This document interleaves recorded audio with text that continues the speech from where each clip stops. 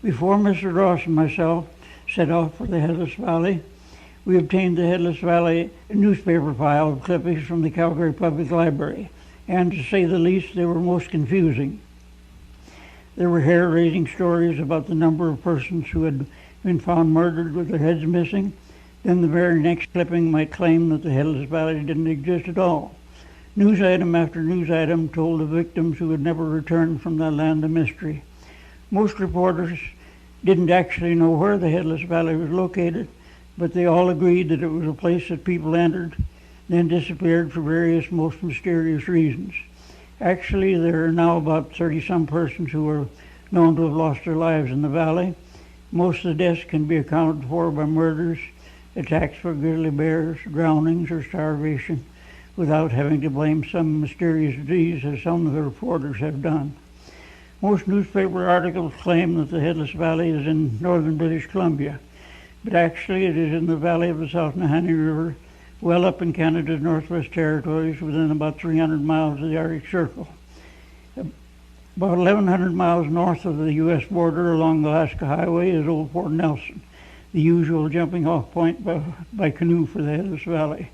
From the old fort there on the Fort Nelson River, one goes down to where it joins the Liard River, then on down the Liard to the mouth of the South Nahanni River. And finally, to get up into the actual Headless Valley, one has to fight up through the canyons and rapids of the South Nahanni River. From the white red roof buildings of the Hudson Bay Company, the town of Old Fort Nelson is strung out for a couple of miles downstream. Among the native houses, there's a free trading post, then the school and other church establishments. And away down at the other end of town, there's another free trader. If one post doesn't have what they want, the natives just jump into their canoes and go up or down the river to the next one. No one seems to do much walking. This town of Old Fort Nelson is across the river from the highway with no access except by boat. And just in case you don't have your own canoe along, there is a water taxi here that you can hire for 25 cents per person per trip. Old Fort Nelson is a jumping off point for the far north by plane as well as by boat. Every short while all day there are planes landing or taking off for places like Fort Resolution, Fort Simpson, Fort Wrigley, Hay River, or Clavic, or they may have crews of geologists or surveyors taking off for all the unmapped corners of the north. We camped directly across the river from the old fort in a solid bed of roses. The natives had told us that this was a good place to camp this early in the season, but later in the summer there would be too many bears around eating the rose hips. Well, we weren't bothered by any bears, but the natives were holding a gambling party directly across the river, so between tom-toms pounding, natives chanting, and outboard motors roaring, several hundred dogs howling, it certainly wasn't a night of rest for us. It was a relief to load up our camp equipment the next morning and get away from all those howling dogs. We had a 3-month scrub steak along and 22 gallons of gasoline, so in spite of keeping camp equipment down to the absolute minimum, we had a canoe load of about 800 pounds. Every day Ethel kept tossing out a trolling lure to try and catch us a fish for dinner, but she found absolutely no fish. And it wasn't until about 300 miles downriver that we learned that the fish in these rivers just won't bite on a moving lure. We passed a few trappers' cabins, but at that time of year everything was closed up and deserted. Then about 20 miles below Fort Nelson, we came to the native settlement of Snake River, which was also all boarded up. There was no one there except a few million mosquitoes, and every one of them came out to meet us. At that time of year, all the rivers were practically deserted. We tried our best to find mud or sandbars to camp on, partly because the insects were as bad out in the open, partly because it wasn't as far to pack all our supplies. Now, the river was rising fast, and sometimes it would be up almost lapping our doorstep by morning. It was almost at full flood, and we were almost covered with frost. We were making great time. A couple of days' run brought us to what the natives call the rock which stands in the water, and we knew that we weren't far from where the Fort Nelson would join the Liard. The Nelson was in full flood now, Whole trees were tearing loose from the banks, and the river was so winding that we weren't sure just where we were until our boat spewed out onto the wide Liard, which was flooding even higher than the Nelson had been. This Liard is thick with islands and channels, and all those logs were piling up into jams at the head of the islands. One has to be pretty careful not to let the current carry him down into the wrong channel, or he may end up in one of the log jams with a smashed canoe. And in the north, there isn't much chance of getting out if you ever lose that canoe. Like everyone else, the Hudson Bay Company post called Francois was all boarded up, and the natives' houses were empty. In the winter, that post to Francois would be opened up in charge of a young apprentice to trade with the few native trappers. But no matter how deserted the country is, there is no excuse for being lonely. There are millions and millions of mosquitoes doing their best to get acquainted with you. They have a welcome committee out to meet you as soon as you get within about 20 feet of shore. They were all just one great big friendly family. In fact, when we did get ashore there, we found that they all seemed to want to become blood brothers. Out on the water, there was always enough breeze to keep the mosquitoes away and to keep one cool in spite of a midsummer temperature of around 100 degrees. But the moment you go ashore, you just have to get a smudge going until you can slap up a tent and get in behind the mosquito netting. Some 210 miles below old Fort Nelson, we pulled into Fort Liard about 10 o'clock in the morning of the 1st of July, which happened to be a Sunday. Well, like most of the northern posts, Fort Liard had 3 representatives of civilization. There was the Hudson Bay Post, the RCMP constable, the French missionary, and represented, they might say, trio of law, God, and mammon. Well, this was Sunday, and we were almost decided that we were alone on the rivers with the mosquitoes when the Hudson Bay Company manager and the RCMP constable came down to the shore. They told us that the natives were holding a dance that night, so we unloaded our canoe onto the police barge and prepared to stay over a day. The RCMP keep launching a barge there at Fort Liard for river patrols and a couple of dog teams for winter patrols. The dog teams are tied up in the back of the police compound where we camp, and Willie McLeod, a special constable, is feeding the 2 teams. Now, it was Willie's 2 uncles who disappeared into that Nahanni country in 1905 and were supposed to have been found without their heads to start the Headless Valley legend. Willie's oldest daughter was looking after the family while his wife was away. My wife Ethel was looking after the youngest McLeod, or probably vice versa. Willie told us about his uncles being found in the Headless Valley. He said everyone else was there, including the cat. Then just about sundown, a wild chant started and the native dances got underway. From now on, if anyone asks me where the rumba or the samba originated, I think I'll be able to tell them. There were no drums or music of any kind, just a series of chants that got higher and higher, wilder and wilder as the night wore on. I had a slight suspicion that there was a jug of something back in the cabins.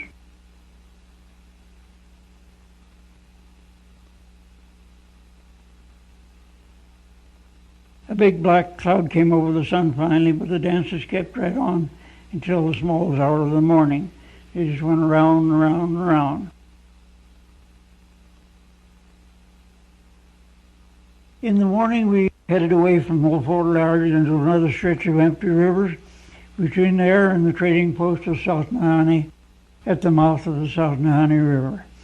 What impressed us most in the north was that feeling of immense emptiness.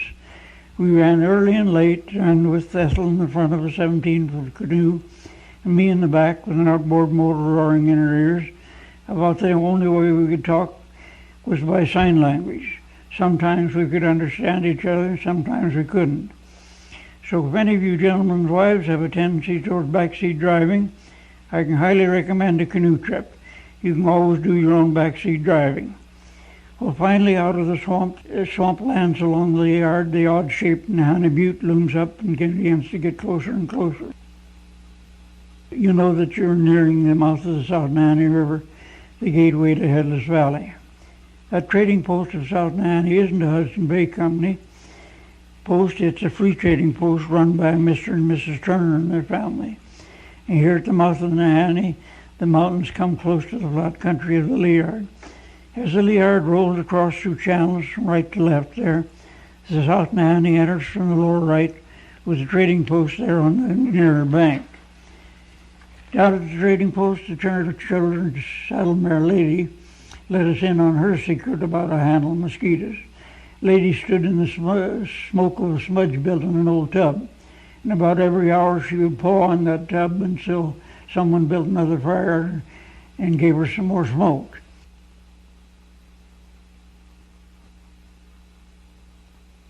Then between her sessions at the smoke tub, Lady, along with the two Turner children, Ralph and Martha, usually managed to move around fast enough to keep ahead of at least some of the mosquitoes. Ordinarily, there are only 9 native hunters like these and their families who trade there at that South Nahanni post. The natives of this part of the north are fast disappearing. But that summer, the Dominion government and the Texaco Oil Company each had a crew of geologists in the area. They were being flown into the surrounding mountains and then brought back for lunch and night camp, so it all added up to an almost continual whip of helicopter blades overhead. There has been quite a bit of oil drilling activity in the country south of the Liard River, with wells being drilled and capped until there are a sufficient number to warrant a pipeline. Now these crews were being flown out into the mountain north of the river, where they could go down into the canyons and check the depths of the formation. To add to all that activity, the Texaco Company had Charlie Jensen's riverboat from Fort Nelson servicing their crew of geologists. They were hauling in supplies and gasoline for the helicopters and also acting as a floating cookhouse. All the table scraps were thrown off into the water to keep from attracting any bears, but they ended up attracting all the fish for miles around. The fishing was so good that these boys just couldn't even find time to shave, not even the cook.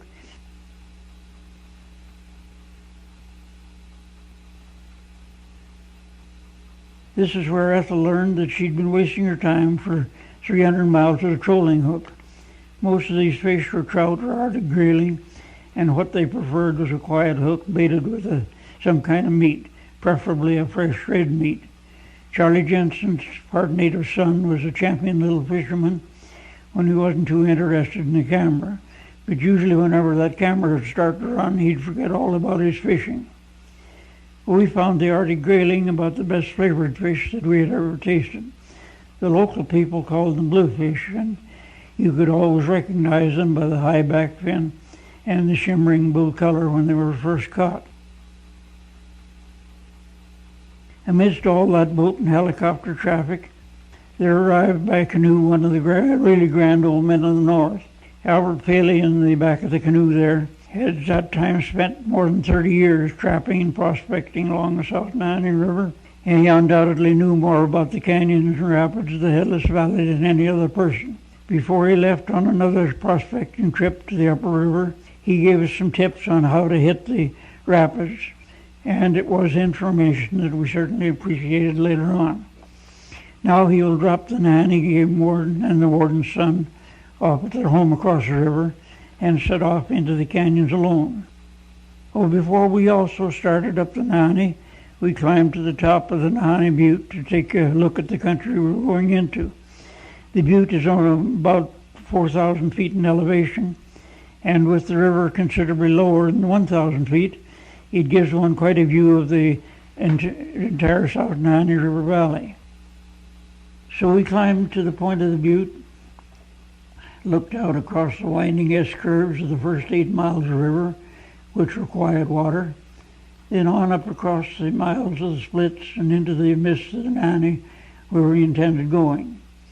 The splits of the Nahanni are a roaring mass of water split off by islands into channels and side channels without number, and all with a terrific fall. Being a glacial river, the South Nahanni carries down tremendous loads of rock. These pile up in a channel until the river shifts and cuts itself out a new channel.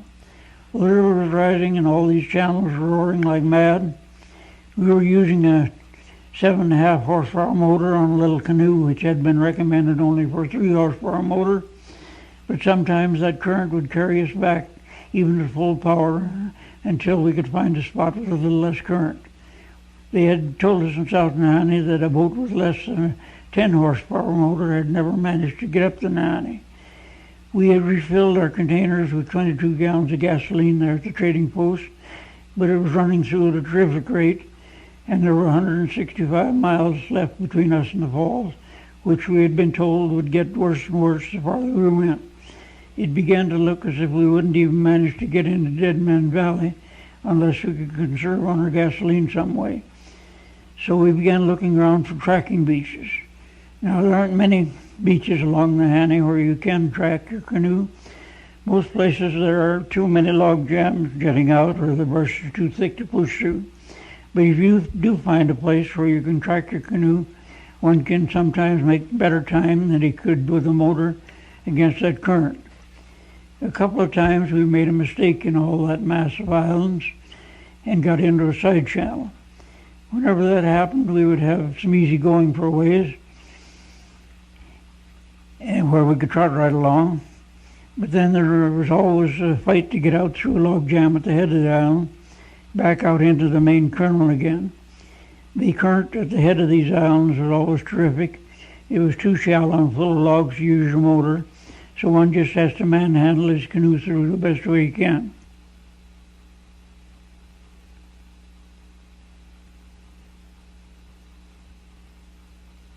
The farther we went up into the valley, the more it began to look as if Headless Valley had been wrongly named. It wasn't at all headless. Everywhere you looked, there were another missing head. The Nahanni is a place of sudden changes. A cloud no bigger than a hand will form over some mountain. In a half hour, it will spread over the entire sky, and then another half hour it will be gone again. We weren't quite at the Arctic Circle, so we missed seeing the midnight sun. This happened to be just 25 minutes to midnight.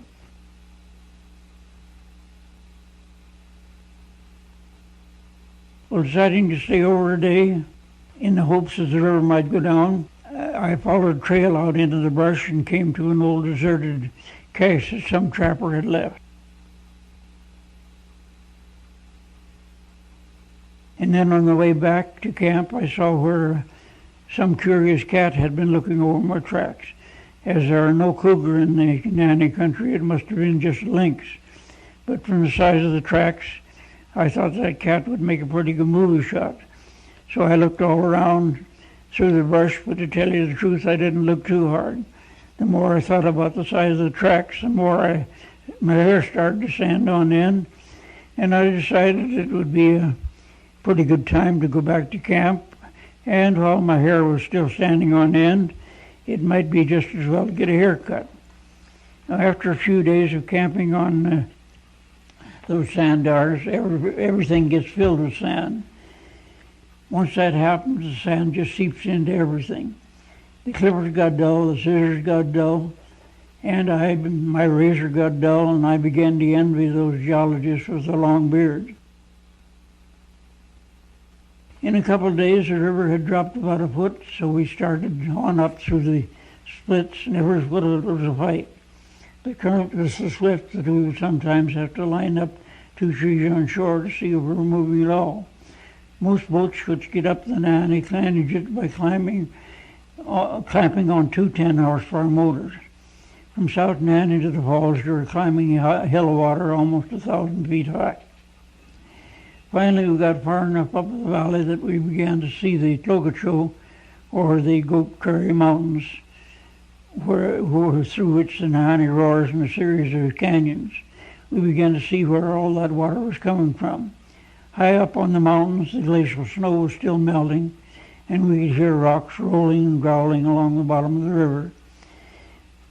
One of those glaciers away up there in Canada's Northwest Territories was being very unpatriotic. It was doing its best to mimic the American eagle. Then, coming closer to the Tlogacho Mountains, we passed into a more alpine country. Black bears were out working on the berry patches along the slopes. From here on, if we left camp for any length of time, we had to be very careful to cache our supplies out of reach of those bears. Up in this higher country, there are very few mosquitoes, black flies over, no seams. You can walk the hills without being driven wild by the insects.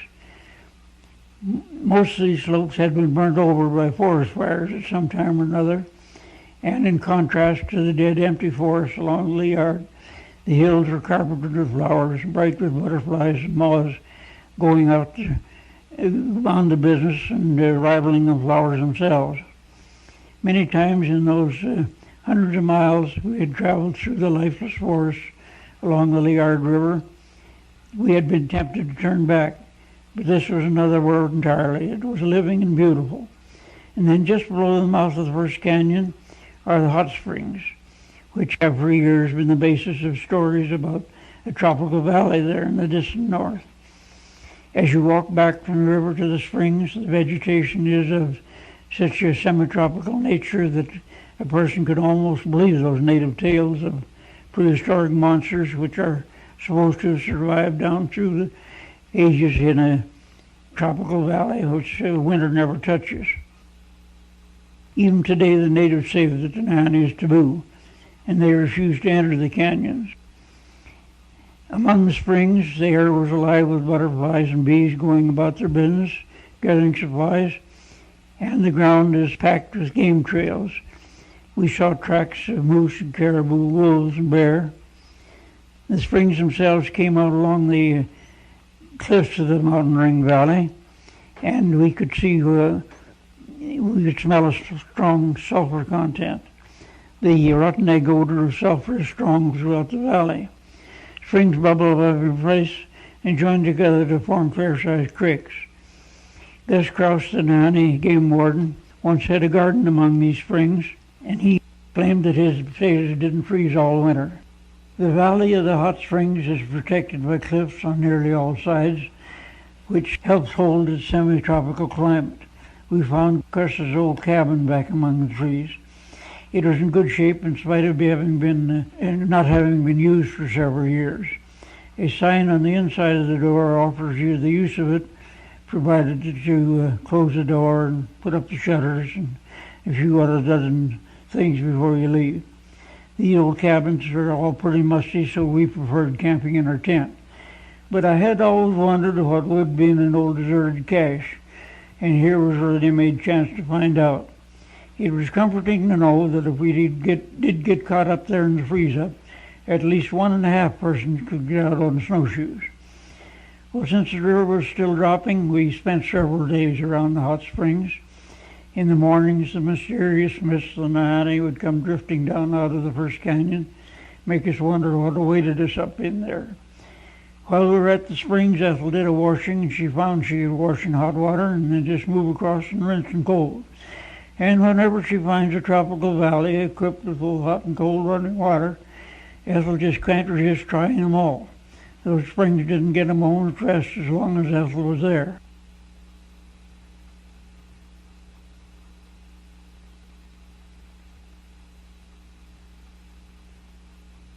Finally, she dug a package of yeast buns out of one of the pack sacks and set some yeast buns to rise on that overworked spring.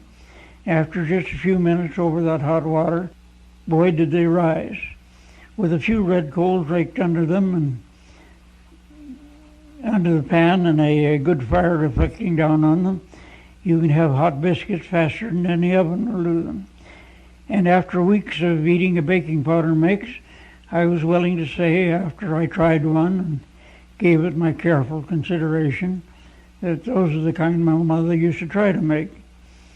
Well, nobody likes a compliment on her cooking better than Ethel does. When a bunch of bees quit gathering nectar and came around to eat biscuit crumbs, that was the compliment to end all compliments. I had to move back and take a back seat. In fact, so many bees came around that we finally moved camp entirely.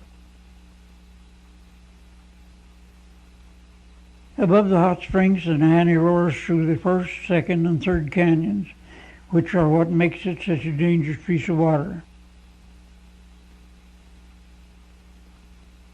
As we watch the famous mists of the Nahanni come drifting down out of the first of the canyons, we could well understand how superstitious natives had built it up into a place of mystery. Wherever we would look up at the canyon walls, you see one of the so-called Mongol caves dominating every reach or river.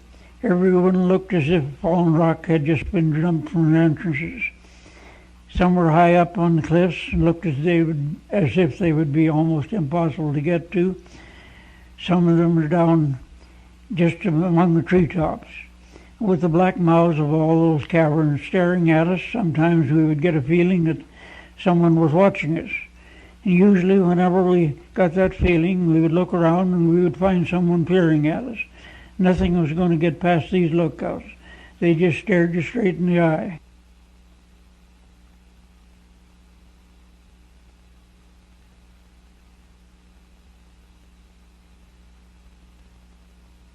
Before entering into the rapids of the canyons, we took a slight precaution by inflating our rubber mattresses and tying them down into the top of the load. If our canoe swamped, we thought that the rubber mattresses would probably float us out. Your only chance of survival in these canyons is to stay with your canoe and load, so we tied the load down thoroughly and we determined to stay with that canoe at any cost. Now, the walls of the first canyon go up sheer for thousands of feet, and there are few places with any beaches at the foot of the cliffs. One former explorer than Annie had claimed that these canyons are deeper than the Grand Canyon. While this has proved to be not quite correct, they are still very sizable canyons, especially when one considers their sheer drop and their very narrow width at the top.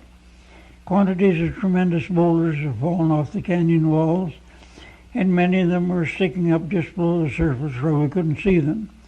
The Simpson Sears Company had helped us select their solidest canoe in their stock, and we began to appreciate that steel-alloyed aluminum canoe as we bounced off those boulders.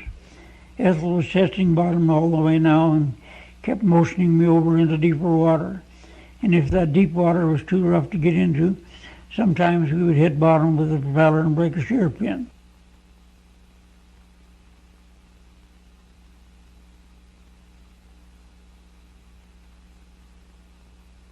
Well, the first time that happened, the current carried us way downstream. But after that, whenever possible, we would jump in and drag when a pin broke and try to conserve on the gasoline. We broke a shear pin on Lafferty's Ripple and had to jump into the glacial water and get up through the ripple and around the next bend of the canyon. Whenever we would turn another corner of the canyon, there would be more of those Mongol caves looking down at us. The natives used to tell stories about huge hairy men with red eyes who were supposed to inhabit these canyons and carry off any lone hunters or the squaws they happened to see.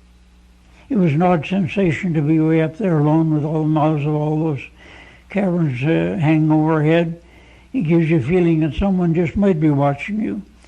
So we made camp on a little beach and decided to go see just what was in all those caverns. To save weight, I had brought along just a pickhead to use for climbing and getting out some rock specimens. And as soon as I made a quick handle for it, we were ready to go. There are dozens and dozens of these so-called Mongol caves. Some are in the main canyon, but many of them are way back inside canyons. I spent quite a few days poking around back among those canyons. Most of the caves were way up on ledges and pretty hard to get to. We had to be extremely careful because any injury like a broken leg away up there in that country wouldn't leave one much of a chance of getting out. Some of the caverns were only 20 or 30 feet deep, and one could see clear to the back by daylight. In others, we had to use light to get back to the end. And then there were some that were so deep that we didn't ever manage to reach the end of the cage. These caverns aren't at all safe. They are in a very shattered formation, and the floors are all covered with large blocks of rock, which have fallen off the roofs very recently. The continual fall of rock gives the caves that appearance of just having had a load of rock dumped out by some Mongol tenant enlarging his premises. At least we hoped it was just the rock fall that made them look that way. Well, way back in one cavern, we found a blackened spot on the floor, which looked like the embers of an old fire. And what what appeared to be some sort of drawings on the wall. So after brushing away the dust from the drawings we got wood and built up a fire to try and get enough light to photograph by. But even with the firelight supplementing my lamp, I had to take these shots of the drawings at single frame time exposures. We began to think that perhaps the natives had some basis of those tales they used to tell about the big hairy men with the red eyes. The cave entrances all had piles of tremendous boulders. The bottom rocks of these piles would be all mossy and covered with dirt and dust. And then the top ones were always freshly broken and chipped. Some of them with even a layer of dust on them. Some of the caves were so low that you had to crawl in on your hands and knees, but others you had rooms that would almost hold a two-story building. Another of the caverns we explored had a high vaulted entrance which led into a long wide passage going straight back into the mountain. And way back at the end of that passage we found a opening through which we could just manage to crawl into a regular maze of passages at a higher level. We had 300 feet of nylon rope with us. We tied one end there at the opening and went back into the various corridors and rooms. In one of those rooms we found another blackened spot on the floor and some more of those odd sketches. We paid our 300 feet of nylon rope in several directions, but it never did get us to the end of the passages. We felt we would be foolish to try to go in any deeper without better equipment, and believe me, it felt good to be back out into the fresh air and sunlight again. As we went on up through the first canyon, we found that it wasn't all rapids by any means. Above every reach of water there would be a stretch of calmer water where you could catch your breath in before you had to hit the next rapid. We were finding a lovely unspoiled vacation land. Back when furs used to be more valuable, there had been trappers along the Nahanni, huge old trap lines, and some of the trappers murdered for the furs. Now very few people ever indeed go into these canyons. We came to a place where a crystal clear stream burst right out of the mountainside and formed probably one of the shortest rivers in North America. It ran only a few yards before it joined the Nahanni. Now I had been told that just below these clear streams the fishing would be terrific. So I got out my fishing equipment and set out to show Ethel just how to catch fish for dinner. Well, the first couple of casts I made, no luck at all, so I tied on a larger hook and I began to get results immediately. As you can see, there's lots of fish though left up there in those streams. Every time we left camp for any length of time, there was a job of caching our pack sacks which held our 2 months' food supplies.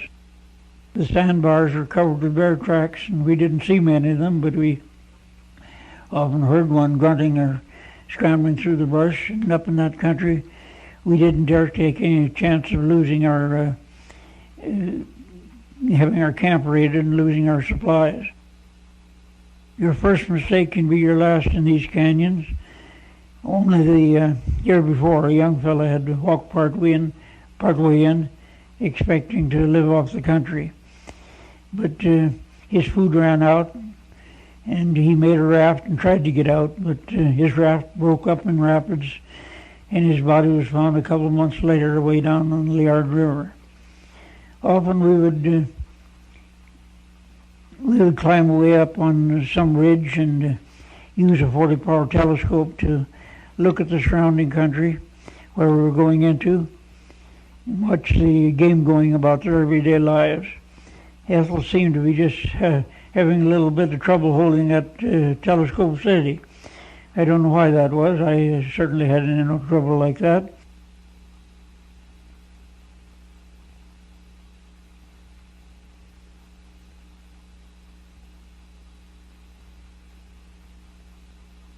Way over across the valley, we saw some sheep in a little swale. And then down below them, in some thick trees, we spotted a bunch of white specks, which turned out to be several goats scrambling around on a mineral lick. There must have been something quite attractive in that hillside, because it looked as if generations of those goats had it almost eaten away. This time of year, most of the game spent the heat of the day lying hidden in the thickest of brush. One very seldom got a chance to see them, although we often heard moose or bear scrambling through the brush. Later in the fall, when the leaves had dropped, the game would be a lot more visible up there.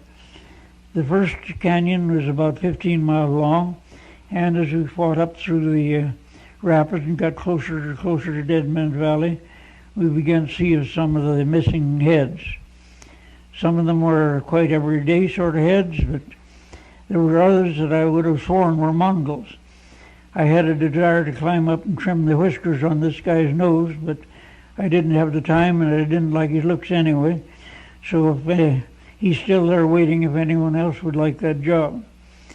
With all those heads hanging over our heads, and one of the famous Miss Winds of the Nahanni whistling and moaning through the crags above, we could easily understand how the natives had developed their taboos about these canyons. When one of those winds funnels down through the canyon, there is the howling and laughing and shrieking like a million devils. Every crack and crevice of the canyon wall gives some sort of a weird sound. The whole Nahanni Valley has become known as Headless Valley, but the actual Dead Man's Valley lies between the first and second canyons, and at its lower end, most effectively locking it away from the outside world, is that rapid known as George's Riffle. Before you enter Dead Man, as they familiarly call the valley in the north, you have to find a key which will unlock George's Riffle. We had been told in South Nahanni that even if we got through the splits and the first canyon, we could never get through George's Riffle in a canoe. In fact, we had heard so much about George's Riffle that we'd made our own private joke. It was something about letting George take care of himself. We were going to the falls. But believe me, your jokes about George can fall pretty flat when you stand there on shore and listen to his deep-throated roar and watch the 3-foot waves churning from cliff to cliff. We didn't like the looks of George, we didn't like the sound of George, in fact we didn't like anything at all about George, so we decided to go around him. Our canoe was getting pounded against the rocks so badly in the waves that I got in a hurry there and almost got a dunking. The only place for portage was over a bunch of huge boulders. We decided it was too late in the evening to make that portage, so we looked around for a place to camp. And finally, by moving about a half-ton of rocks, we cleared a space almost big enough for the tent. But before morning, we found that even air mattresses weren't too good for that kind of a campsite.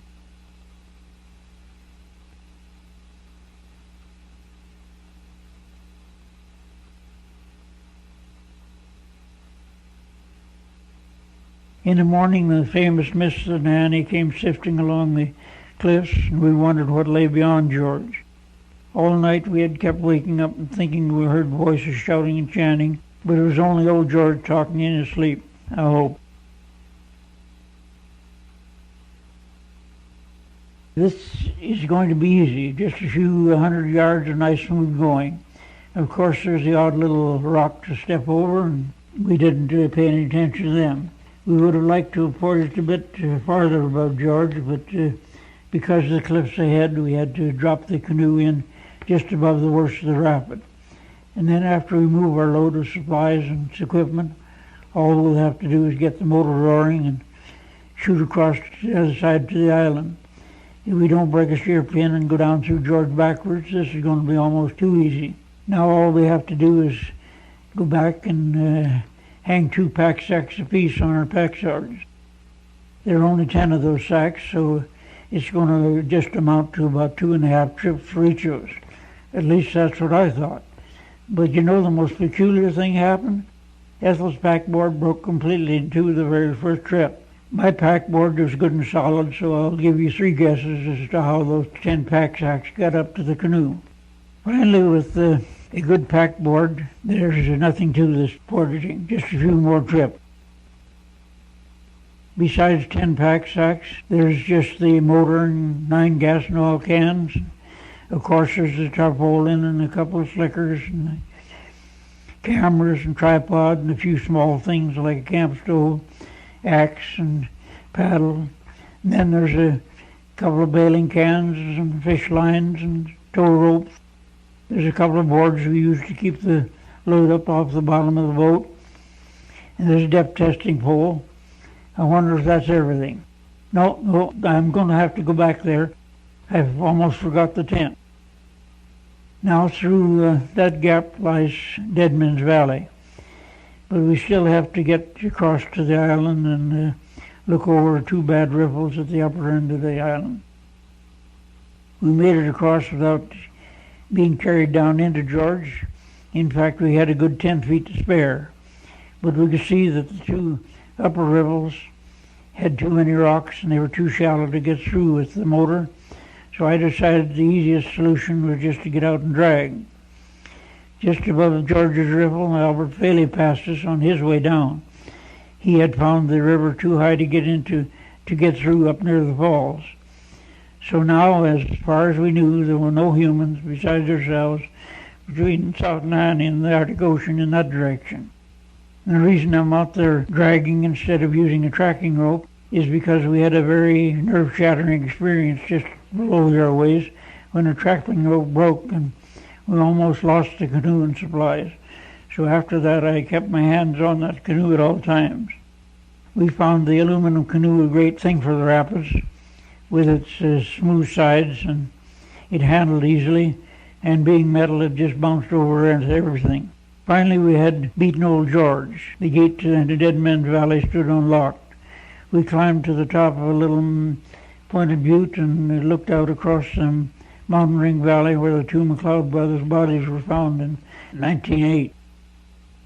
Their camp was in thick timber over across the valley, near where the Nahanni roars down out of the second canyon. For us, this peaceful-looking valley was a milestone. It's the halfway mark between South Nahanni and the Falls.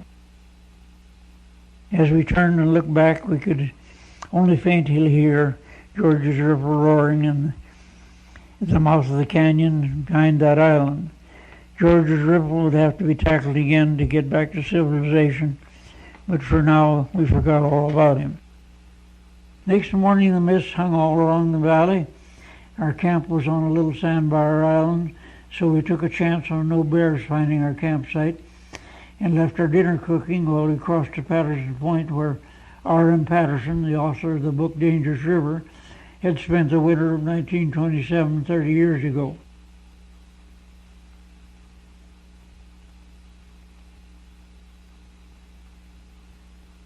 There on the point where Patterson and a partner had wintered on his second trip into the valley, we found just the crumbling remains of a cache and a tumble-down cabin.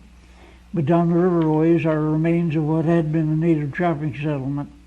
This was a settlement which once received the newspaper headlines when the chief of a U.S. Geological Survey had claimed that there was an Indian village was once wiped out here by a very bad epidemic of meningitis. Now, he claimed that any time trappers or prospectors camped close by, their campfires aroused that latent bacteria.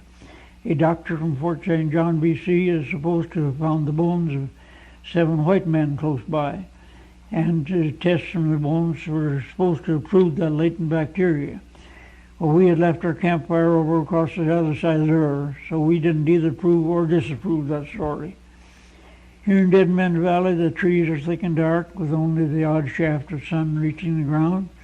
Often we would think that we heard a noise beside the trail, and for a moment its cold chill would run up our spines.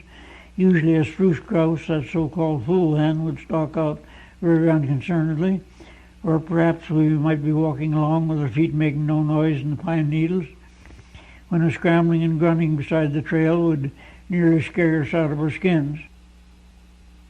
Usually it was something about like this, but when the old lady came along to see what was going on, we would find most urgent business elsewhere. Here at the upper end of the valley, just below the opening where the Nahanni boils down out of the second canyon, are the woods where the McLeod brothers were supposed to have been murdered by their partner in 1905 to give the valley its name and most of its sinister reputation. Beside a peaceful little creek, which they now call Murder Creek, are the dark and tangled woods where the McLeods were found, supposedly with their heads missing. One in a night bed, and the other one half out of bed, as if he had been reaching for his rifle a few feet away. So run the newspaper stories. But to add to that mystery, Willie McLeod at Fort Liard had told us that his uncles were buried with their heads and that they had no partner. The trees were eerie enough that we could believe almost anything. Several streams had entered the Nahanni at Dead Man Valley, with the result that the river was a bit shallower, has a lot worse rapids in the second canyon. Ethel was testing bottom steadily now, and we were hitting bottom, breaking one sheer pin right after another. Much of this water was too swift to jump into, so whenever a pin broke, we just grab your paddle and head for shore. We had been foolish enough to start out without a spare propeller, and that continual hitting rocks finally broke out the inside shoulders that hold the shear pin. It looked like the end of the road unless I could do some kind of a fast job. That didn't look too promising. I only had a very minimum of tools along, but I did manage to find a very poor substitute for a power drill, and after a lot of this and a lot of that, and I finally did manage to get 4 holes through the propeller hub. Now if everything works the way that it's supposed to, those wires are supposed to hold a couple of solder shoulders, which in turn are supposed to hold the shear pins. Under very strong protest, I melted some solder in Ethel's best tramp frying pan. Now if we don't get lead poisoning from the pan and become another one of those missing myths from the Nahanni, perhaps we'll manage to get ourselves to the falls. While I had been working on the propeller, Ethel had been scouting around, and she had sighted this tremendous strip of strawberries. We had never seen a patch of wild strawberries like these anyplace. While they weren't quite as large as tame berries, they made up for in sweetness. In no time at all, we had a whole pan of them picked, and Ethel insisted he was going to camp right there to bake a strawberry shortcake. Well, after a month on dry rations like rice and raisins and oatmeal and beans, I can assure you that she didn't have to insist very hard. There was no problem in keeping the berries cool while she baked the cake. They just went into the fridge there, which was thermostatically controlled at a few degrees above freezing. And then for the shortening, it's just a matter of the right amount of red coals under the pan so that it will bake evenly bottom and top. And if any of you ladies ever go up into the Headless Valley and need a recipe for shortcake mix, it's really quite simple. Ethel just used some of our regular camp biscuit mix. And the recipe for that was 50 pounds of flour, 4 pounds of baking powder, 4 pounds of dried milk, 4 pounds of sugar, and 4 pounds of shortening, 2 pounds of salt. And just a little more shortening and a little more sugar, and presto, you have shortcake mix.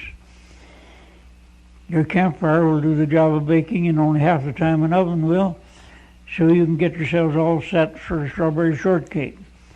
Now, I've eaten cakes before and I've eaten shortcakes before, but this is the first time that I ever had shortcake which was definitely not short of strawberries.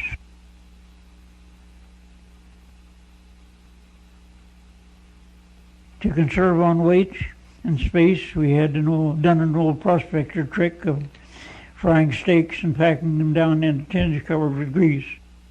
Fresh steaks will keep that way for months and months, and you have your steak and shortening all in one can packed together.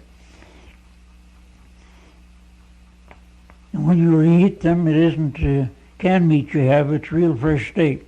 So we were getting all ready for a steak dinner with strawberry shortcake. Now don't worry, anyone, Ethel isn't going to miss out on that meal. She finally did find the fork she was looking for.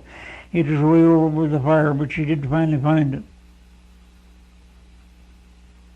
Now there's absolutely nothing like wild strawberry shortcake with real cream. And just in case that you don't believe that we had real cream way up there, here's the can it came in. We had cut every corner that we possibly could to hold down on excess weight on that trip. Our tent was a special small, lightweight hiking tent. About the only weight we could have got along without was a camp stove, which you used for cooking in the tent on wet days and cold mornings, and these air mattresses. And about this time every day I was tempted to lighten the load by the extent of 2 air mattresses. Of course, before morning we would decide otherwise. There were 10 of those pack sacks to go into our little 7x7 tent every night. In case you're wondering where we found room to sleep, just remember what the bus driver says. There's always room at the back. There was just one with Ethel's things. There was the bedding. There was one with my things. There was one with the film. That was 9. There should be some more around. Oh yes, there's the bag with the camera equipment. That's the last bag, and that's the last real number 1.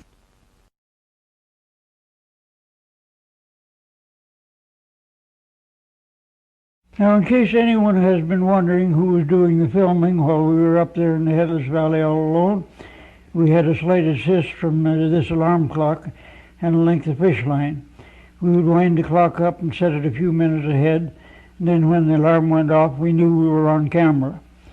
Just across the river from where we had been camped at the strawberry patch, a glacier came right down to the bottom of the canyon, here on the shady side of the river where the sun only hit for a few minutes each day.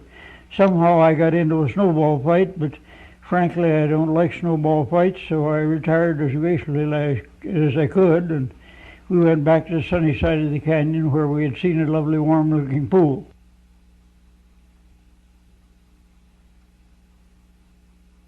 Ethel went down first and tested the water, and she claimed that it was too cold to swim in. Now, how could that water be cold here on the sunny side of the canyon? I went down and tested it and told her that it was just right for swimming. But I take that all back. This is strictly for the birds, penguins.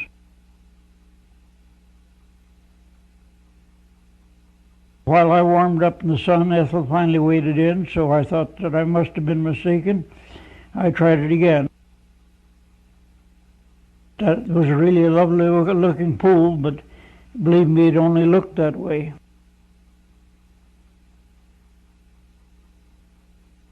In case that anyone has any doubts that this water was cold, I thought I'd better bring back some proof. This was the sunny side of the canyon all right, but up in the trees we found another glacier running ice water down into that nice warm looking pool. But once I got my heart set on a nice warm dip, I wasn't going to let anything like a couple of glaciers interfere with things. That aluminum canoe was just as smooth inside as it was outside, and it would hold water in as good as it held it out. Of course, the running water could have been installed a little bit closer to the tub, but you can't have everything.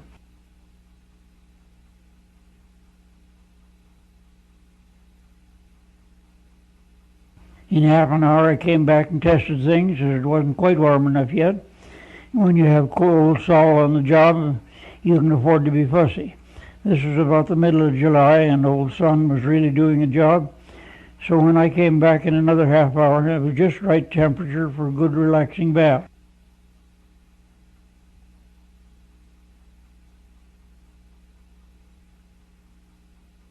Boy, that's the life. Hot bath way up here in the Headless Valley with no one within about 100 miles.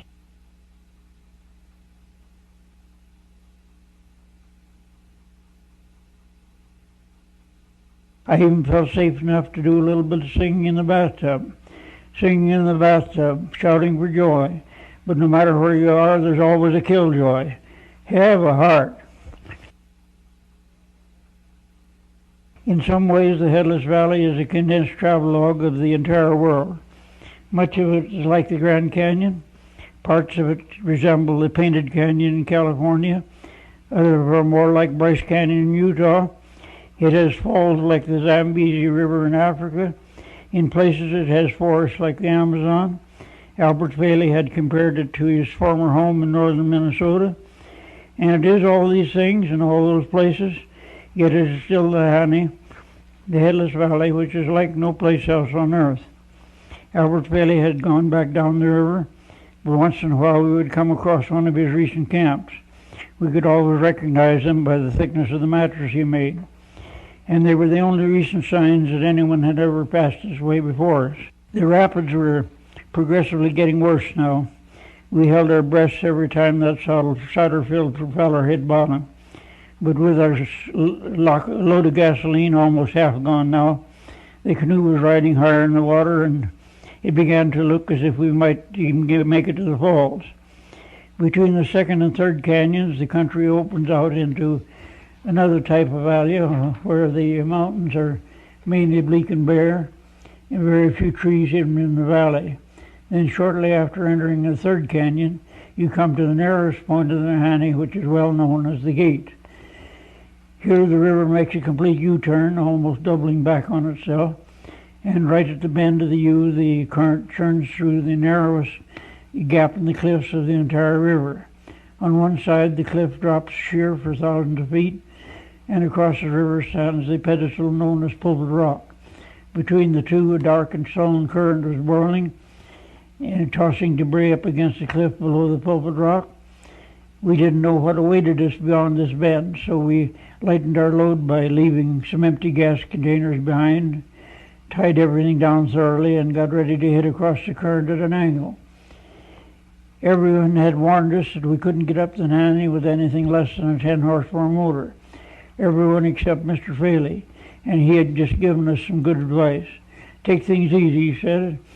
If you don't like the looks of a rapid, go ashore and look it over before you hit it. And in any case, if you have everything tied down, your load will probably float you out. We had just come through a rather bad rapid just below the Gate, which we had no desire to float back down into sideways in a swamp canoe.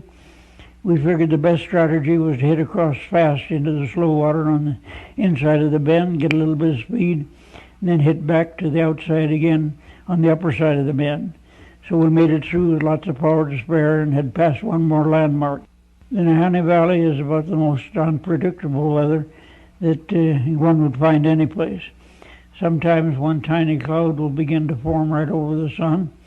Then in a few minutes that one little cloud will expand and spread over the entire sky. Suddenly, without warning, the rain will come down in buckets full. We got so that if we saw one of those clouds begin to expand, we would head for shore, tie up the canoe, and dive in under the canvas of the load. But it was all over just as quickly. In a matter of minutes, the clouds would evaporate and drift on, the sun would be shining down again. And apparently these sudden changes aren't just a matter of summer squalls either.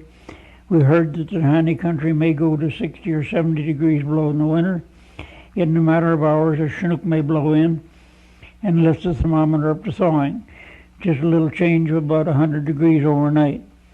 Well, from the flat top direction mountain here, the last 15 miles of the river to the falls have the reputation of being the worst on the river. We lightened the load again, and even down to the last few pounds of sand that had tracked in.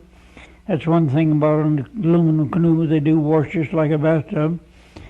From here on, you were shipping so many waves that it's a steady job of bailing to try and keep your load dry. You hit a roller, split it, like you got off lucky, and then the old rapid will take a quick heave and land the rest of the wave right in your lap. You lose all track of where you are. It's just head for the lowest waves and the motor roaring in your ear.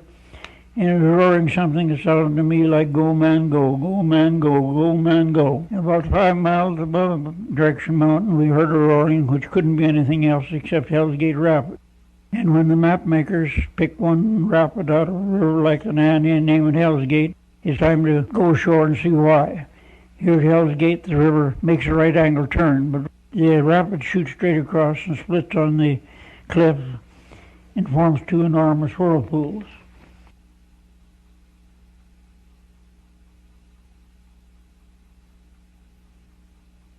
We looked at the Hell's Gate from below. We climbed up on the cliff and we looked at it from above. We looked at it from close up. No matter how we looked at it, we didn't like its looks. So we decided that here was another place where discretion would be the better part of valor. There's a well-used, well-beaten portage trail which starts at the lower end of the rapid, and then it cuts through timber and up over the cliff and back down again to the upper whirlpool. The trail has about a quarter of a mile long, and by the way it looked packed down, it looked as a good many trappers and prospectors had used it over the years. We certainly gave the Simpson Sears Company credit for helping us select our canoe and motor. That aluminum canoe weighed only 70 pounds, but it had stood up to more beating in that 150 miles of river than most canoes would take in a lifetime of use. It had come through without a scratch, although I will say that before we got to the end of that portage, I would have sworn that it weighed more than 70 pounds. As we passed along the portage trail at the edge of the cliff, the Hell's Gate was slamming into the rocks about 200 feet below us, splitting both ways.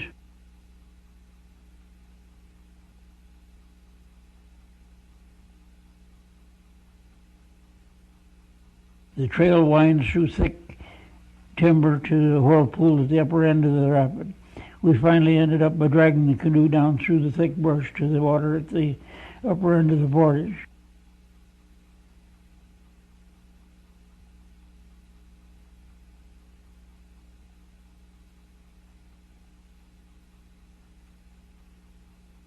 Well, that's that. Now it's just a little thing of getting about 8 trips apiece to pack everything else around. Nothing to it after you get used to portaging. And believe me, after 9 trips, you're getting so used to portaging that you wish you'd gone through the rapid and drowned in the first place. It took us a little more than a half day to get everything around. So finally we had beaten the Hell's Gate. We took a moment to look at it from the upper side. But to be quite truthful, it didn't look any better from this side than it had from below.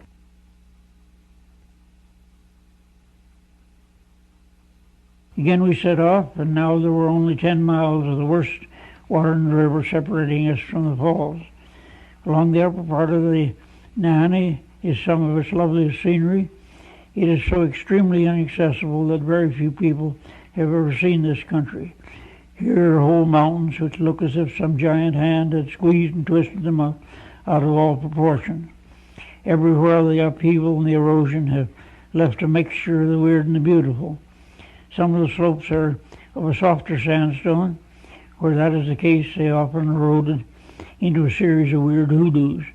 You could almost imagine that a company of hooded monks was marching up some of these slopes. Again, we found more proof that the Headless Valley is far from being headless. We lay claim to being the only travelers who ever brought back some of those missing heads. We found in Nahanni a wonderful unspoiled vacation land with scenery which would make it a tourist mecca if it wasn't so inaccessible. Besides the unparalleled scenery, it has a summer climate of perpetual springtime. After the hot, muggy climate of the Liard, one has the feeling that since he entered the canyons, he passed into a world of complete perfection. I'm sure that if tourists knew that there was such a tremendous area lying there, with no broken bottles, no rusting tin cans, not a bit of scattered paper, they would certainly try to do something about it. The last few miles of the Nahanni below the falls are one solid rapid. There's nothing to do except head into the lowest waves and just hope for the best. As long as the motor keeps roaring in your ear, you'll probably get through. And that motor was really roaring. At full power, all those horsepower were sounding out a steady beat, and it sounded to me like bail man bail and go man go. As long as you bail, you can probably go. We had fought the river almost 165 miles.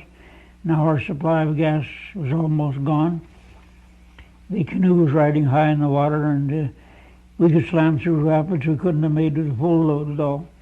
Finally, you reap your reward for all this uphill fight.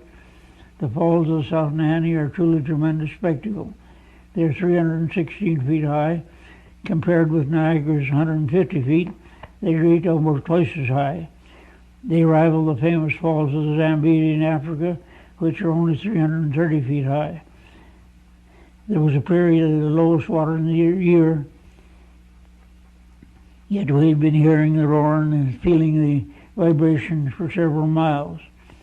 In his book Dangerous River, R.M. Patterson claimed that in the spring of the year he had heard the roar of the falls from over 15 miles downriver. The falls of the South Nahanni are one of the most exquisitely beautiful sights it has ever been our privilege to view. Yet only a handful of people have ever stood here and looked at them. So very few people have seen the falls that we were quite surprised as we were standing there gazing at it to turn around and see another tourist. Just standing around admiring the view was one lone soul who had managed to find his way clear up there into the Northwest Territories. We came to the conclusion that he was probably come to see the falls and had lost his way in all those canyons. We had about 3 weeks before we were due back in South Nahanni. We had left word that we would be back by a certain date, so we decided to take a couple of weeks' supplies and go look the country over above the falls. We left all our other supplies well cached and set off up the old Portage Trail with just a couple of light backpacks. The first part of the Portage Trail goes up pretty steep, and as we topped the ridge and looked down the valley, we knew in that direction the closest settlement was South Nahanni, 165 miles away. Then swinging away to the north trail, we climbed up to get a closer look at the falls. We knew that in this direction the next habitation would probably be a Klavik up on the Arctic Ocean, about 600 miles. One can swing a bit to the right and hit toward Wrigley in about a couple of 100 miles. It wasn't a crowded country up there at all. The water roaring over the falls makes such a noise that we could hardly hear ourselves heard by shouting. And then above the brink there is a rapid split off into roaring chutes by huge fingers of rock. To get a canoe into navigable water above the falls takes about a mile of portage to get around all this. We had heard of a lovely country lying above the falls, unmapped and practically unexplored. We didn't want to do all that portaging, so our intention was to hike on above the falls a ways and then strike off away from the river and see what some of that country was like. After following the valley for some considerable distance above the falls, we struck out into dense timber. We were heading on a compass course toward a certain odd-shaped mountain range which we had seen far in the northwest. Early August is the nicest time in the north. We hadn't seen a mosquito since leaving the hot springs. These were wonderful lazy fall days, and the nights were warm. There was a tang of spruce and pine in the air, and just a tiny haze of smoke from some far distant forest fire. And then again I dropped down across valleys choked with underbrush and deadfalls. We weren't going any place in particular, and we weren't in any hurry, so we traveled as much or as little as we liked each day. Each day we made camp just where the afternoon found us. We carried no tent. Whenever we decided to camp, it only took a few minutes to throw together a prospector's brush shelter. I would trim all the lower branches off some tree and nick it a few times and bend it over to form a lean-to shelter. Then when I finished trimming out all the underneath branches and thatching the whole thing, we always found it quite snug and warm for the night. We were traveling as light as possible. I just had a belt axe and a compass and a coil of light nylon rope, our 2 weeks' supplies. Ethel just had a pack sack with a couple of air mattresses and a couple of blankets. We preferred the air mattresses to a spruce bough bed because we could camp any place comfortably, even on rock pile. And if it did turn cold, we could make a bough bed and use the mattresses for top blankets. For supplies, we just had the old prospector standbys of flapjack mix, rice and raisins, rolled oats, and so forth.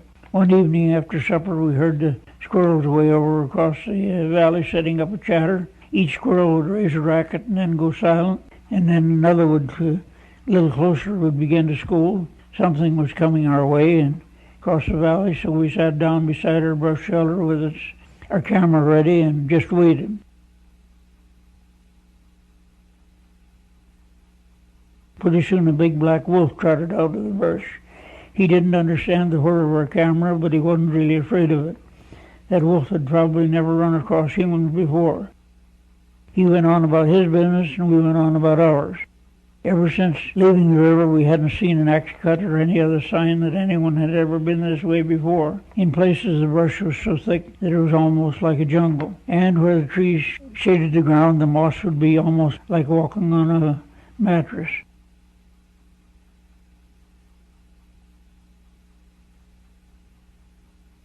There were dozens and dozens of fast little mountain streams to cross. If at all possible, we tried to keep from wading them. We could still remember the temperature of that swimming pool.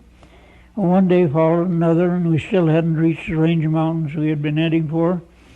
Over a third of our supplies were gone now, and still the lure of the unknown kept calling us on up over the next hill.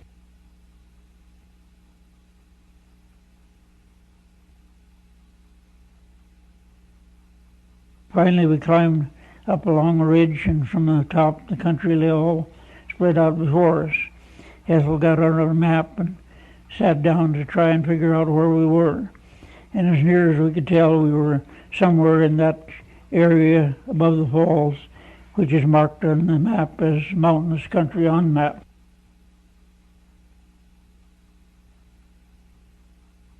It was time that we turned back. The mountain range which we had been heading towards was so close that we decided to go on for just 2 more days. And right there we realized why some of those 26 missing persons had never returned. The lure of the unknown had drawn them on just 1 more day, then another, until their supplies ran out, and it was too late to turn back. Several of the 26 had been trappers who had been murdered for the furs. 2 of the victims were found with twisted guns beside them. They were probably killed by grizzly bears. One starved to death when his partner didn't meet him at the agreed time with his winter supplies.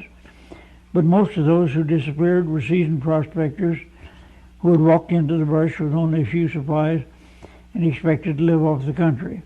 And it isn't an easy country to live off, for sometimes one goes for days without seeing a living thing. We carried no guns, so we had even less chance to live off the country if we overstayed our leave. But we were almost to that odd-shaped mountain which we had been heading towards, and as soon as we reached it, we intended to turn back.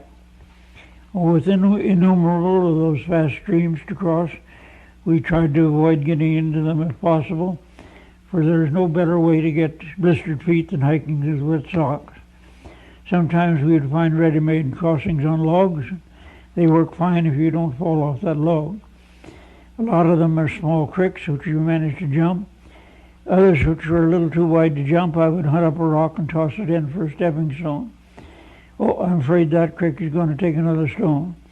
I always claim that just a few minutes extra work like this pays off in the long run by keeping your shoes and socks dry on the trail. There's nothing worse than tramping around all day in wet shoes and socks. And there's no sense doing it when with just a few minutes extra work you can toss in a couple of stepping stones and walk right across to the other side, high and dry.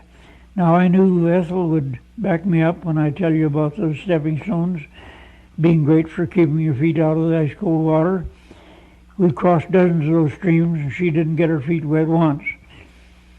When at last we reached the base of that odd-shaped mountain that we had been heading for, the last stream which we had been following seemed to disappear right into the cliff. At first we thought that there must be a spring flowing out from under the cliff, but as we came closer we could see that the stream was flowing out of a narrow cleft in the cliff which was practically invisible except from one angle. There was a very faint trail heading into that defile, a trail which didn't look as if it had been used for years and years. We couldn't have gone home happy without knowing where that trail led, so we followed on in, just hoping that we wouldn't meet some grizzly bear coming down. In this narrow gap between the cliffs with that ice-cold stream running, there was a damp chill in the air, no sound except rolling water. It really had been a great place to get close up to grizzlies, but I can assure you that was one time I just wasn't interested in game pictures. Ethel got in a hurry to catch up there. Sometimes there would be steep rock shoulders to climb over, and the trail kept leading on and up. It looked like we were getting a long ways back into the mountain, but it probably wasn't as far as it seemed, for a lot of the going was pretty steep. The trail kept rising all the time and seemed to be bearing a little more and more to the left.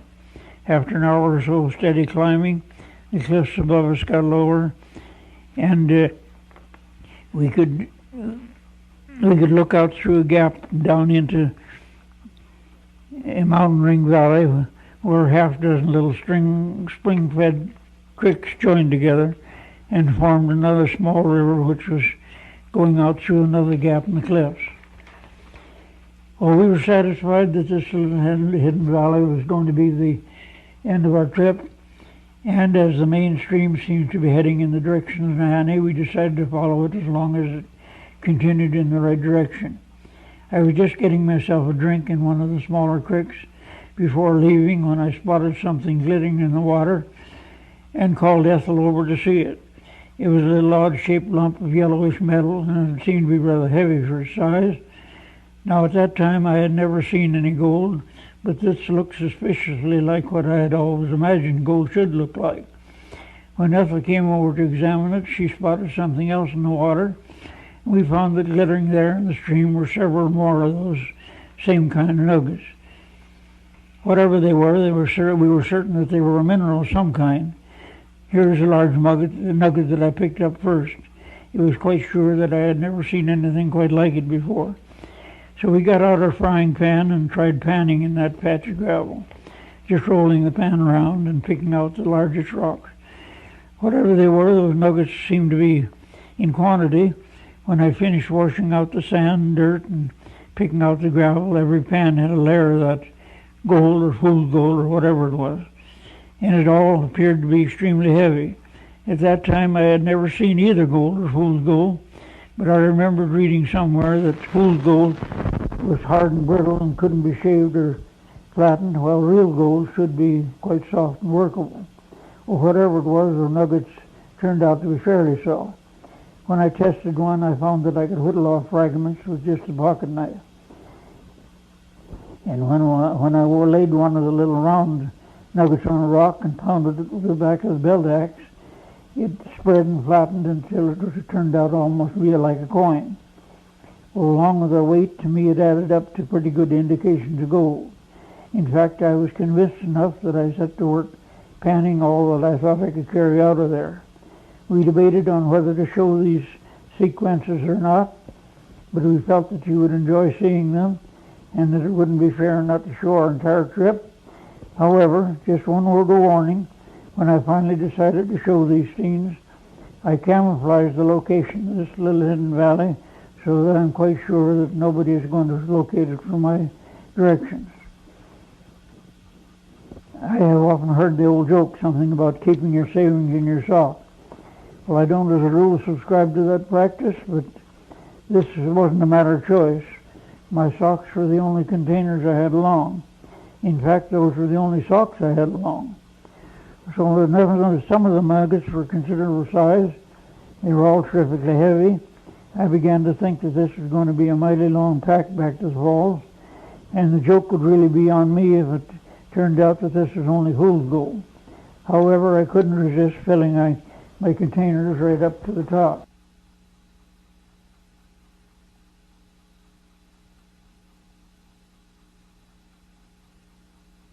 Next morning we got ready to leave what we were now calling our own hidden valley.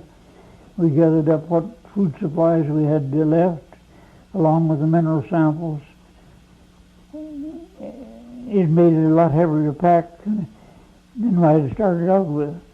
Following the main stream out of the valley, we were almost through a gap in the range when the cliff on our side of the little stream barred our way. It looked as if we would be almost past the cliffs if we could just get across to the other side. That current was very swift and looked deep in the middle, so I tied on the line and Ethel held it while I went ahead to test the crossing. As soon as it gets knee-deep, that current begins to lift you off your feet. I was just starting into the main channel when a rolling rock hit me on the ankle and knocked me off my feet. Well, when I was lucky that Ethel had a good hold on the line, but when I managed to catch my feet again, the pack sack with our food and mineral supplies disappeared. There was a rock rapid below, and after we had gone back a ways and climbed around the cliff, I poked into every crevice that I thought that the pack could have lodged in, but we never did see it again. And now time was really running out on us. With all our supplies gone, and at least a week's hike ahead, it looked as if we'd be a couple of mighty hungry hikers before we could manage to walk out. Well, the only way to get any place fast in the north is by water, and as we were wishing for our canoe, I got an idea that maybe I could manufacture a substitute that might get us out of there a little bit faster than paddling through the brush. This was just an experiment. I didn't know whether it would work or not, and if it didn't work, it would only lose us about 20 minutes of hiking time. But if it did work, it might save us days of pushing through the brush. So first I cut a few poles and trimmed all the branches off them. Then I laid out 2 of the long poles and tied the rest into shorter lengths, tied on crossways.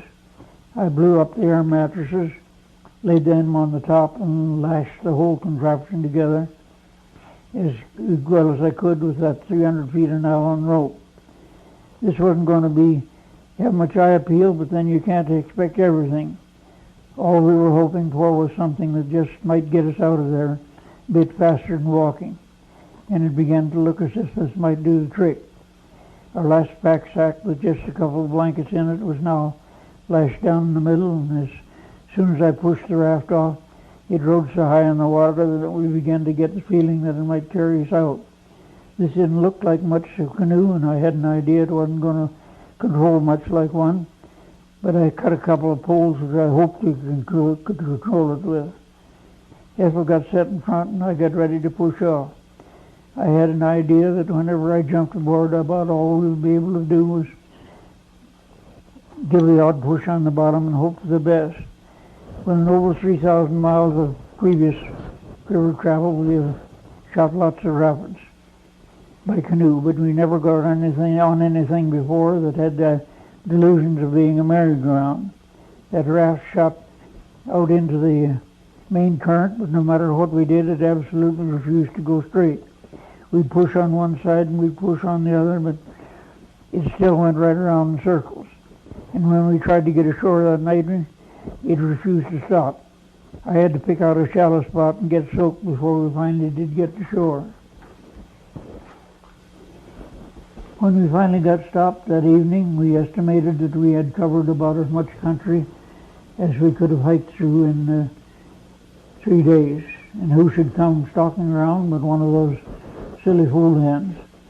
We hadn't worried too much about starving these days because the bushes were covered with rose hips, which are rather good emergency food. But when one contemplates a diet of rose hips, which taste about like overripe crab apples, anything as edible as a fool hen shouldn't come strutting around. I am afraid that I must admit that we finally had roast fool hen that night. Next morning we climbed on the raft again, and by now we were getting so used to it that we didn't even try to keep it head straight. Whether it was going straight ahead or sideways didn't seem to make the bit much difference. Finally, in the evening, we began to see the hills on the other side of the Nahanni Valley show up ahead. In just a couple of days, on traveling on that fast stream, we had covered a distance which would have taken us at least a week of hiking. We hit the Nahanni only a few miles above the point where we had struck out into the brush, and it was certainly a great feeling to arrive back at the Portage Trail It was almost like a homecoming to find the fall still pouring over the rink. Then to go down the trail and find all our other supplies still safely cached. Next morning, I was up before Ethel was awake. There was a chill of fall in the air, and the mists and the honey were hanging lower on the hills. It really felt wonderful to go back and be back in camp again. After a 2-day diet of rose hips and cool hen, now we had all the supplies and the time in the world, plus a downriver run. So I decided to get a fire going and then set out and have a leisurely shave while the fire was coming up to the right heat for flapjacks. Of course, camp cooking is an exact science, and your fire has to be brought up to just the exact temperature, not too hot and not too cold. But I had made up my mind to have a leisurely shave, and that's what I was going to do in spite of anything. Just because you're cooking on a campfire isn't any excuse of getting excited, probably cutting your throat in the bargain.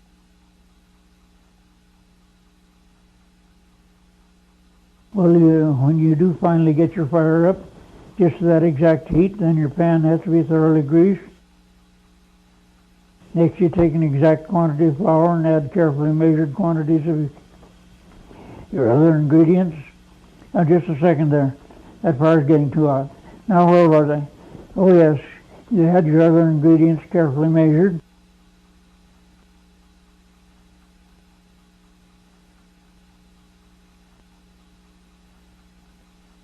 Whip to a batter and pour out just the right amount into the pan. And we have one flapjack coming up. And while that one is baking, we'll take a carefully measured amount of sugar, add the right amount of water, we'll have some maple syrup.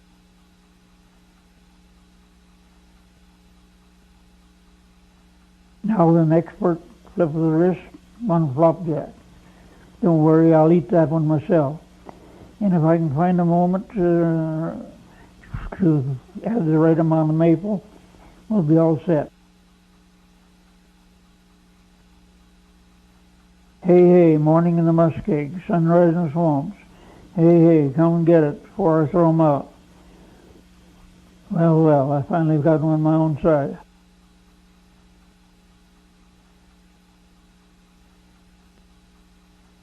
Our friend the gull was still around, but it looked like he was getting about ready to leave.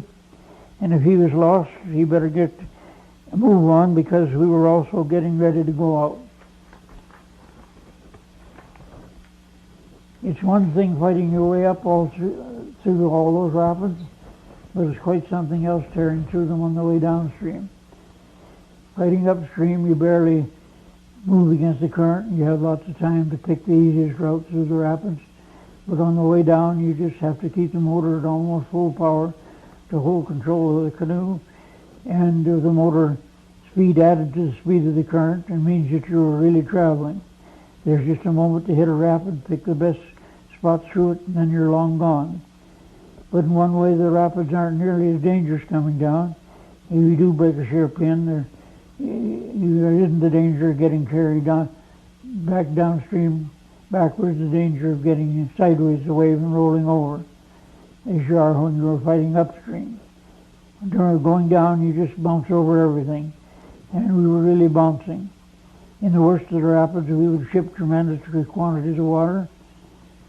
It was a good thing that the other stretches weren't as rough and I could catch up on bailing again. I began to envy our friend the gull. He was bouncing right along with us, and he wasn't shipping a drop of water. On some of the rapids, the only smooth water was right in against the cliff.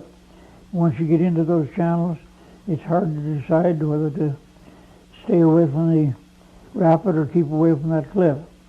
Probably it's harder to just sit up there in front with the water of the cliff rushing at you and not be able to do much of anything about it. I will say, though, that in over 1,000 miles of rivers that summer, Ethel was never a backseat driver. She always sat in front. Of course, from up there, she could spot rocks easier than I could from the back. And she pointed, it usually meant that there was a rock dead ahead, and I had better move over, even if it meant getting into worse water. Before we started up the Nahanni, we had traveled many of the rivers of western Canada, but the Nahanni was the worst water we had ever seen. Our friend the gull kept bouncing right along with us. I don't know who was guiding who out of there. We shot through everything on the way down. The Hell's Gate Rapid and George's Riffle that we worked so hard getting around on the way up went by so fast that we were in and out of them almost before we knew it. These rapids you have seen us coming through aren't the worst ones. In those really bad rapids, we had more than enough to do to trying to keep afloat without attempting to use a camera. There were a couple of places in the Nanny where float planes can be landed. One is in Dead Man's Valley, and the other is above the falls. There are also a number of other places where a helicopter can land on beaches if the water doesn't happen to be too high. But to really see the Headless Valley requires a fight by boat for 165 miles up through these canyons and rapids, and then another fight to get back down out again. Quite a few of those nearly 30 missing persons have probably drowned in the same fast water. And it is one of the reasons this valley has so long remained such a land of myth and mystery. We were riding a current which much of the time traveled at over 10 miles an hour, so along with our motor speed all of these days, which we had fought upstream between South Nahanni and the falls, went through in a short 2-day run. But right now our supply of gasoline was running out on us. The last gallon was in the motor, and I was expecting it to run out any moment. We camped that night in the upper end of Dead Man's Valley, in the woods where the McLeods were killed. With the rapids pushing along, it doesn't take long to get back down out of the canyon. Next morning we shot through George's Riffle and the first canyon, but then our gas ran out right at the head of the splits, so it was paddled from there on down.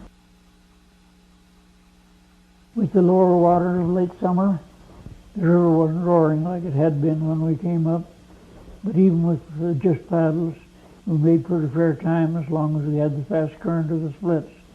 Then finally the Nahanni Butte roomed up and we got into the loops and turns of the last 8 miles of dead water.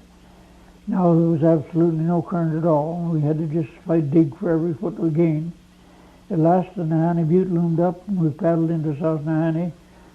There the mosquitoes were still all gone, and in this quiet current the river had warmed up. The 2 youngest Turner children were making the most of the swimming. It wouldn't last long, for up in that high country we had already felt the chill fall in the air. Ralph and Martha would soon be back at their lessons again. They do their studying at home by correspondence courses, and I would say that they were probably farther advanced than most children their same ages attending the public school system. But right now school was a long ways off, and they was a lot more interested in the water fight. In South Nahanni, the elevation is only 800 feet above sea level, and those long summer days of almost continual sunshine do wonders for the gardens and flower beds. It was just about the last of August now, and Mrs. Turner's flower beds were at the peak of their perfection. All the geologists were gone, and with them all the boat and helicopter traffic which had been around on our way up, but there was an almost continual traffic of bees trying to collect the last drop of nectar before fall closed in.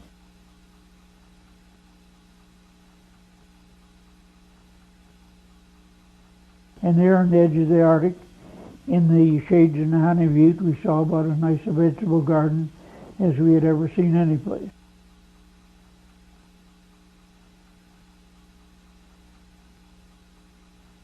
Now we still had over 300 miles of empty rivers lying between us and Old Fort Nelson, and all of it was upstream.